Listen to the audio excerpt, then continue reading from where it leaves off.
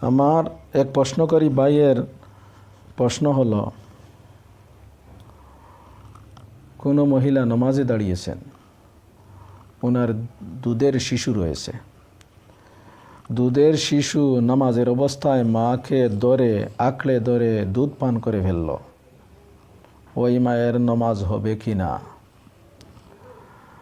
দুধের শিশুর মা নামাজে দাঁড়িয়েছেন, দুধের শিশু চঞ্চল, 1.5 বছর 2 বছরের বাচ্চা।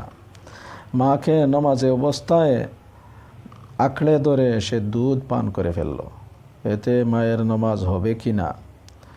তার উত্তরে আমি বলবো, দুধের শিশু নামাজের অবস্থায় যদি মায়ের দুধ খেয়ে ফেলে তাহলে মায়ের নামাজ ফাসিদ। মায়ের নামাজ ফাসিদ। দুধের শিশু যদি নামাজের অবস্থায় মায়ের দুধ খেয়ে ফেলে তাহলে ওই মায়ের নামাজ ফাসিদ হয়ে গেছে। তবে যদি দুধের শিশু মাকে আঁকড়ে ধরে দুধ পানের চেষ্টা করে কিন্তু দুধ বের হয় নাই, মা সুযোগ দেন নাই সে দুধ চুষে খাওয়ার, তাহলে নামাজ ফাসিদ হবে না। কিন্তু যদি দুধ বের হয়ে যায়, বাচ্চা 2-1 টান দুধ খেয়ে ফেলে, 2-1 কাতরা দুধ খেয়ে ফেলে, তাহলে মায়ের নামাজ ফাসিদ হয়ে গেছে। মাসআলাটি বিশদভাবে বর্ণনা করেছেন বেহেশতি জেওয়ার 2য় খণ্ড 23 নম্বর পৃষ্ঠা।